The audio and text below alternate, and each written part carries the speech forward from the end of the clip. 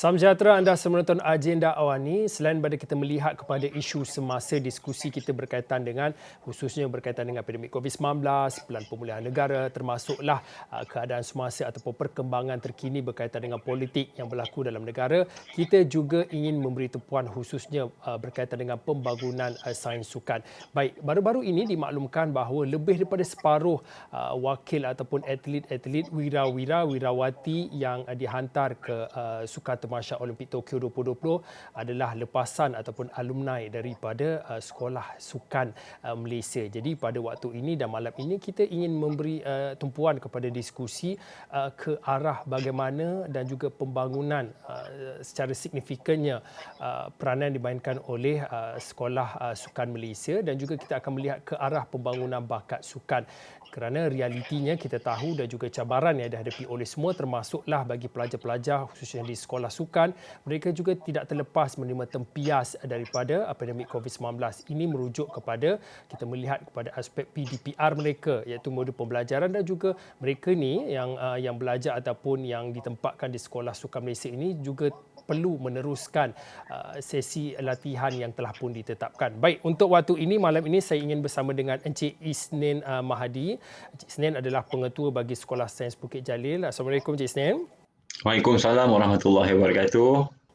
Mungkin sebagai permulaan sebelum kita meneruskan diskusi dan juga perbincangan pada malam ini, kita nak bercakap tentang peranan sekolah sukan untuk melahirkan atlet bertaraf dunia ataupun berprestasi tinggi ini.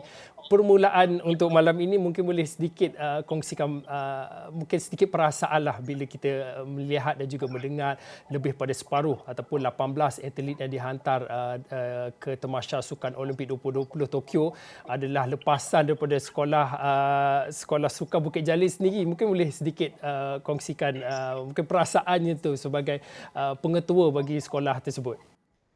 Okey, terima kasih. Kalau tanya saya, perasaan saya lah apabila menonton di kaca televisyen bekas pelajar Sekolah Sukan Malaysia, terutamanya Sekolah Sukan Bukit Jalil, yang kalau kita lihat daripada 30 atlet yang bertanding di Sukan Olimpik Tokyo 2020 itu, 18 orang adalah bekas atlet murid daripada Sekolah Sukan Malaysia, iaitu Sekolah Sukan Bukit Jalil. Dan satu orang ada juga, dia adalah jurulatih yang gimnastik artistik tu. Dia pergi sebagai seorang jurulatih. So kalau tanya, ada satu jurulatih, ada 18 atlet daripada 30 orang atlet yang pergi bertanding itulah. Dan perasaan saya kalau kita lihat apabila bergu lelaki tu menang pingat gangsa kan. So kita terbayangkan apabila pada masa mereka bersekolah dulu kan, macam mana keadaan mereka, macam mana kita menjaga mereka di asrama dan sebagainya. So kita rasa terharu lah, kita bangga.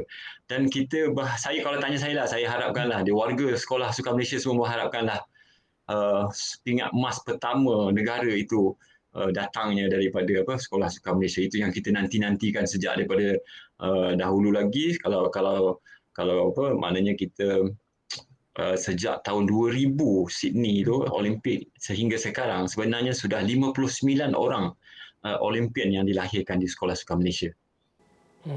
Kadang-kadang bila kita melihat kejayaan wira-wira atau wirawati atlet negara ini, kita sentiasa melihat bila mereka dah menaiki podium. Tetapi perjalanan bagi atlet itu daripada peringkat awal permulaan daripada zaman kanak-kanaknya sehinggalah mencapai ke tahap itu, mungkin tak ramai yang tahu. Mungkin pada waktu ini Cikgu mungkin boleh kongsikan. Saya difahamkan kalau di Malaysia ni ada lebih kurang 5 sekolah jenis sukan selain daripada SSBJ, ada juga sekolah sukan Tunku Mahkota Ismail, Sekolah Sukan Malaysia Terengganu, Sekolah Sukan Malaysia Pahang dan juga Sekolah Sukan Malaysia Sabah. Mungkin pada waktu ini, mungkin Cikgu sendiri mungkin boleh kongsikanlah sebagai pengetua di SSBG ataupun Sekolah Sukan Bukit Jalil.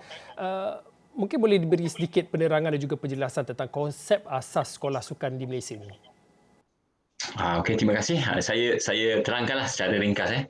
Okey, kalau kita lihat tentang penubuhan Sekolah Sukan Malaysia ni, perkara ini telah dibincangkan ataupun jadi idaman kepada penggerak-penggerak sukan tanah air sejak tahun 80-an lagi. Mereka inginkan satu sekolah yang khusus untuk menempatkan atlet-atlet murid yang berbakat dalam bidang sukan ini dan mendapat latihan yang secara bersistematik. So, kita lihat apabila pada 20 hari bulan Januari 1988 Dasar Sukan Negara telah diluluskan, iaitu Dasar Sukan Negara ini lebih kepada sukan prestasi tinggi dan sukan massa. Dan agensi yang terlibat secara langsung adalah Kementerian Pendidikan Malaysia. Kerana kebanyakan atlet itu bermula dari awal daripada bangku sekolah. So kat ini kita lihat dalam rancangan Malaysia yang ke-6 iaitu tahun 1995, kerajaan telah meluluskan untuk membina 2 sekolah, iaitu sekolah yang pertama, Sekolah Sukan Negara Bukit Jalil pada masa itu. Dan sekarang nama dia dikenali dengan Sekolah Sukan Bukit Jalil. Negara itu dah tak ada lah. Yang kedua, pada Sekolah Sukan Bukit Jalil ini beroperasi pada 1 hari bulan Januari 1996. Dan sekolah yang kedua yang dibina ialah beroperasi pada tahun 1998, iaitu Sekolah Sukan Bandar Penawar. Nama asal dia sekarang dikenali dengan Sekolah Sukan SSTMI, Sekolah Sukan Tunku Mahkota Ismail, terletak di Bandar Penawar, Kota Tinggi. So ini 2 sekolah yang ditubuhkan asal, dan apabila kerajaan melihat semula kejayaan Malaysia memenangi 10 pingat emas di Tamasya ataupun di kejohanan di sukan Commonwealth, pada masa itu Malaysia menjadi tuan rumah, dan kesedaran itu melihat bahawa perlunya menubuhkan lagi beberapa sekolah sukan, dan akhirnya 3 lagi sekolah sukan telah dibina, iaitu Sekolah Sukan Malaysia Sabah, Sekolah Sukan Malaysia Terengganu dan Sekolah Sukan Malaysia Pahang. So Sekolah Sukan Malaysia di bawah kendalian bahagian sukan co-curriculum dan kesenian, iaitu di bawah Kementerian Pendidikan Malaysia ada 5 buah sekolah sukan Malaysia. Di samping itu, Kementerian juga ada 15 buah sekolah di setiap negeri. Maksudnya setiap negeri itu ada 1 sekolah sukan negeri dipanggil. Yang ini adalah di bawah kendalian ataupun di bawah di bawah jagaan Jabatan Pendidikan Negeri masing-masing. Dan kita menempatkan atlet-atlet yang berpotensi lah di semua sekolah sukan dan sekolah sukan negeri ini. So itu sedikit lah dari segi, kalau nak cerita panjang lagi. Okey. Memang sebab kita pun tak dalam program ni lebih kurang dalam 30 minit saja, tetapi mungkin untuk waktu ini daripada penerangan latar belakang yang diberikan ataupun dikongsikan oleh cikgu sendiri, mungkin pada waktu ini juga tak ramai yang dapat tahu ataupun mungkin fahamlah tentang modul pembelajaran dan juga latihan kejurulatihan yang dilaksanakan di sekolah sukan ini. Mungkin boleh diberi sedikit perkongsian ataupun ada beza yang contohnya di Sekolah Sains Sukan Bukit Jalil berbeza modul yang dijalankan lebih-lebih lagi daripada segi latihannya berbanding dengan 4 lagi sekolah sukan yang lain. Okey, sebelum tu saya selitkan sikit tentang konsep dah ada 7 sekolah sukan Malaysia ni lah. So yang pertamanya, objektif penubuhan dia lebih untuk meningkatkan pengetahuan, kemahiran dan pengalaman dalam bidang sukan kepada setiap atlet murid yang berada di Sekolah Sukan Malaysia. Dan Sekolah Sukan Malaysia ini merupakan sebuah pusat kecemerlangan untuk atlet itu ditempatkan di situ dan mendapat pendedahan dari segi latihan dan pertandingan di peringkat kebangsaan dan peringkat antarabangsa. Yang seterusnya, pusat penyebaran pengetahuan dan kemahiran. Maknanya apabila mereka ini berada di sekolah, pengalaman kemahiran yang ada ni, dan bila mereka habis sekolah nanti, tamat sekolah tingkatan 5, mereka ini bersedia untuk memasuki IPTA ataupun universiti tempatan ataupun universiti swasta, dan benda ni, budaya ni telah diteruskan. Dan yang keempatnya, dia memupuk nilai kepimpinan semangat kesukanan.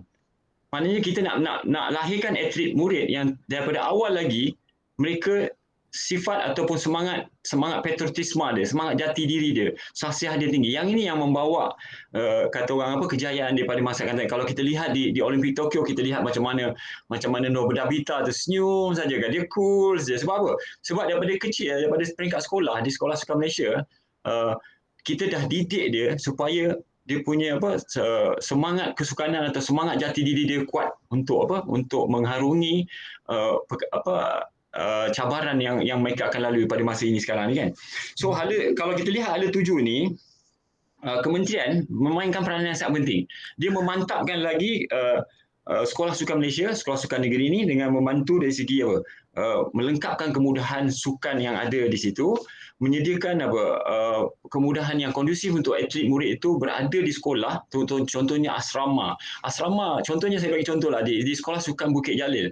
Asrama lengkap, 5 orang satu bilik, aircon, 2.5 horsepower, sebab mereka ini berlatih pagi dan petang, Sabtu, Ahad, bertanding dan sebagainya kan, menghadiri kelas akademik dan sebagainya.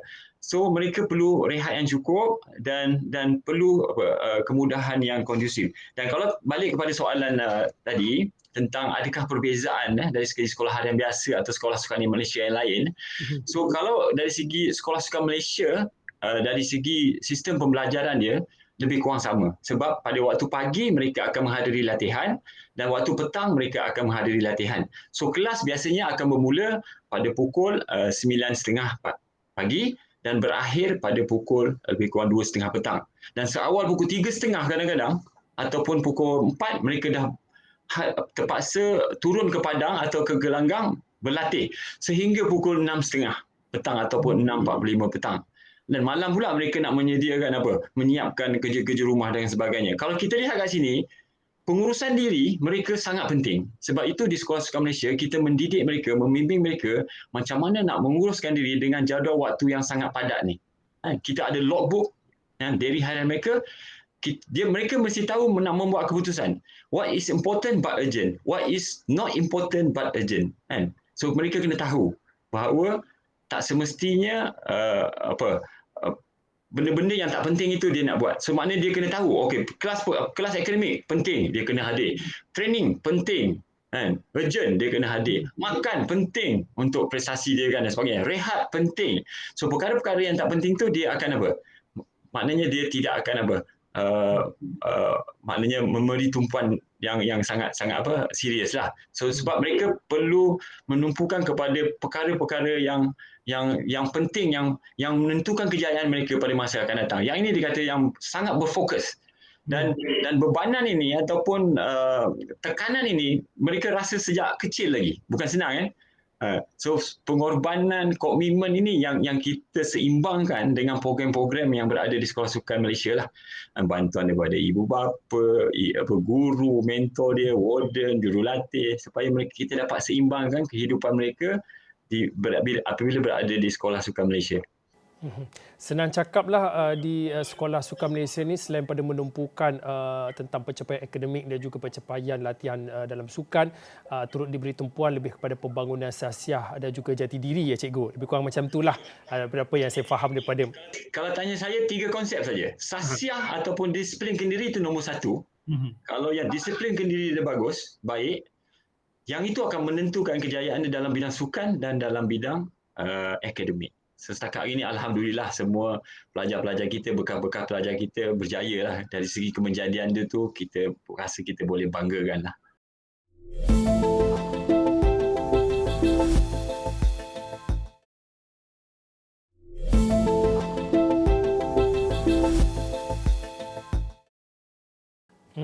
Tetapi cikgu tadi dikongsikan tentang modul pembelajarannya, latihan sukannya sehingga petang, kemudian diteruskan dengan modul pembelajaran di sebelah malam. Tetapi dalam tempoh setahun 2 tahun ini, kita melalui satu waktu dan juga situasi yang cukup mencabar. Yang saya masukkan adalah impak dan juga realiti daripada pandemik COVID-19. Sudah tentu bagi atlet-atlet ataupun murid-murid ataupun pelajar-pelajar di sekolah sukan juga terkesan akibat Perintah Kawalan Pergerakan dan juga impak realiti pandemik COVID-19 ini. Mungkin pada waktu ini cikgu boleh kongsikan bagaimana apa sebenarnya realiti yang dihadapi oleh pelajar dan juga murid-murid ini dalam tempoh lebih pada setahun pandemik COVID-19 ini, dalam mana kita melihat kepada PDPR ini. Bagaimana agaknya murid-murid sekolah sukan ni melalui PDPR secara atas talian ni? Okey, secara bersemuka tu kita semua orang tahulah kan, semua orang faham tentang macam mana bersemuka. Maknanya atlet murid tu akan hadir ke kelas, pergi latihan, hadir ke gelanggang dan sebagainya. Kita boleh tengok kan face to face. Tetapi apabila berlakunya pandemik COVID-19 ni, ini merupakan satu cabaran yang sangat hebat lah bagi sekolah sukan. Tetapi kita belajar daripada keadaan yang melanda di negara kita. Bukan negara kita saja, seluruh dunia menghadapinya. So kita kena mengenal pasti masalah itu dan kita cuba atasi. Dan kita dapat satu ramuan bahawa terima kasihlah kepada Kementerian Pendidikan Malaysia tentang PDPR. Kalau tanya saya sangat berjaya lah. So PDPR ni dia ada 3, iaitu pendekatan online, offline dan offsite kan. So benda ni kalau di Sekolah Sukan Bukit Jalil kita melaksanakan PDPR secara atas talian. Dan sekiranya pelajar itu menghadapi masalah dari segi capaian internet ataupun peranti, kita akan bekalkan modul. Kita akan postkan kepada pelajar, tapi tak ramailah di sekolah sekolah kita, tak ramai. Kita akan post dan modul latihan ataupun modul kerja rumah tu supaya dia dapat melaksanakan tugasannya dan dihantar. Dan guru-guru kita akan pantau, pihak pentadbir akan memantau supaya pelajar ini menyelesaikan kerja dia. Tetapi secara atas talian pun kita akan pantau juga. Kita masuk, kita lihat macam mana cikgu dia. So berlaku penambahbaikan dari semasa ke semasa lah. Dan setakat hari ni kalau tanya saya, melebihi 80 ke 90% tak ada masalah dari segi pembelajaran PDPR. Pelajar dah mula membiasakan diri. Dan kita kena ingat bahawa atlet murid di Sekolah Sukan Malaysia ni dia sangat mobile. Kan? Maknanya mereka akan pergi bertanding, pergi training camp, pergi keluar negara. So maknanya di Sekolah Sukan Malaysia kita ada modul yang kita perlu bagi kepada mereka, dan apabila mereka bertanding di luar negara nanti, mereka boleh akses, tak ada masalah sebab kita ada portal Delima. Kementerian Pendidikan Malaysia ada portal Delima, Google Classroom. So ini adalah medium-medium yang kita dedahkan dan kita pastikan bahawa atlet murid kita tiada masalah dari segi belajar walaupun mereka berada di mana-mana. So pengalaman pandemik COVID-19 ni sebenarnya mengajar atlet Sekolah Sukan Bukit Jalil ataupun Sekolah Sukan Malaysia yang lain supaya walaupun you berada di mana-mana, di rumah dan sebagainya, you kena teruskan pembelajaran, kelas, kena masuk, kena hubungi cikgu. Dan kita dapat bantuan daripada ibu bapa, persatuan ibu bapa, guru, bahawa kita akan kena pasti atlet murid yang ada menghadapi masalah ataupun yang tiada talian, kita akan maklumkan di bawah mereka supaya nak tanya, ada masalah ke tak ada masalah. Dari segi latihan pula, sama juga. Kan? Orang kata, macam mana latihan kat rumah ni? So konsep kita bukan lebih kepada prestasi tetapi mengekalkan tahap kecergasan mereka.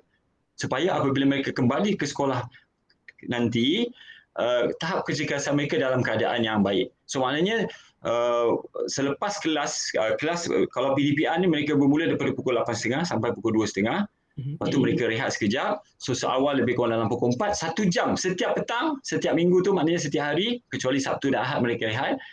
Jurulatih akan mengendalikan latihan secara atas talian bersama atlet murid mereka. Dan mereka dipantau dan kita pun membantu tengok dan sebagainya, dan mereka terpaksa rekod dan hantar. Dan laporan setiap minggu tu kita simpan dan untuk disemak lah. Cikgu, mungkin kalau saya bacakan sedikit strategi pelaksanaan Sekolah Sukan Malaysia, kalau saya petik daripada bahagian sukan kurikulum kesenian BSKK, yang mana ada beberapa lah strategi yang telah pun disusun untuk pelaksanaan SSM ni. SSM ni adalah Sekolah Sukan Malaysia, antara lain menggariskan menyediakan program pembangunan sukan jangka pendek dan juga jangka panjang yang berstruktur, terancang dan juga bersistematik. Mungkin pada waktu ini, Cikgu Isnin mungkin boleh kongsikan pada kami tentang jangka panjang dan juga jangka pendek dan juga jangka panjang, khususnya kita melihat kepada ke arah pembangunan bakat-bakat muda ataupun melahirkan atlet yang bertaraf dunia yang berprestasi tinggi, Cikgu. Okey, dari segi strategi pelaksanaan Sekolah Sukan Malaysia ni memang betul yang Tuan cakap tadi, bahawa di peringkat bahagian sukan kurikulum dan kesenian tu mereka telah merancang, merangka beberapa strategi lah. Seperti yang Tuan sebut tadi, iaitu dari segi program pembangunan jangka masa pendek dan jangka masa panjang. Jangka masa pendek itu maksudnya program yang berlaku pada masa kini. So sekarang ni kalau kita kata jangka masa pendek ni, keadaan pandemik COVID-19 macam mana? So macam saya telah kita ada buat dua artikel review tentang kajian-kajian macam mana kita nak memfokuskan latihan pada masa pandemik COVID-19. So berdasarkan kajian-kajian pakar-pakar, so kita buat artikel review kita dah tengok bahawa penumpuan kita lebih kepada contoh persediaan fizikal, kan. Dan untuk memastikan mereka kekal, asas umpamanya kemahiran asas. Sebab kemahiran asas tu tak boleh diabaikan walaupun mereka telah dalam peringkat senior, sebab peringkat asas tu sangat penting. So jangka masa panjang maknanya kita ke arah apa? Sekarang ni kalau kita sebut kita di sekolah ni lebih kita kenali sebagai young Olympian lah. So satu hari nanti kita nak atlet kita berjaya memasuki program-program. So laluan itu ada kerjasama, ada smart partnership daripada agensi yang lain. Contohnya Majlis Sukan Negara, contohnya daripada Persatuan Sukan. Sebab tanpa kerjasama yang baik ini, benda tu tidak akan berlaku. So maknanya dari segi program itu sentiasa dibincangkan ataupun dirangka dengan perbincangan bersama panel-panel daripada bahagian sukan, daripada Sekolah Sukan Malaysia, daripada Persatuan Sukan yang terlibat dan daripada Majlis Sukan Negara, supaya kita tidak ketandusan bakat-bakat baru pada masa akan datang. Yang keduanya dari segi menyusun jentera penyelarasan. Maknanya ada jawatankuasa dari segi akademik, dari segi pentadbiran dan sebagainya. Kita contohnya kita meletakkan personal jurulatih yang berkelayakan. Kebanyakan jurulatih-jurulatih di sekolah Malaysia ni kebanyakan jurulatih-jurulatih kebangsaan lah, dia punya tahap dan antarabangsa. Sebab mereka perlukan jurulatih yang berpengalaman. So itu antara usaha pelaksanaan jangka masa panjang, bahawa jurulatih yang berkelayakan, berpengalaman dan jurulatih yang khusus kepada sukan-sukan itu perlu ada di Sekolah Sukan Malaysia. Lepas tu bilangan sukan pula. Kalau kita lihat di Sekolah Sukan Bukit Jalil, sukan-sukan dia lebih menumpukan kepada sukan-sukan yang prestasi tinggi. Kita ada program podium dengan podium pelapis kebangsaan yang bekerjasama dengan program Majlis Sukan Negara. So yang ini yang kita lihat ada 18 orang yang dilahirkan, bekas pelajar yang bertanding di Olimpik Tokyo sekarang ni.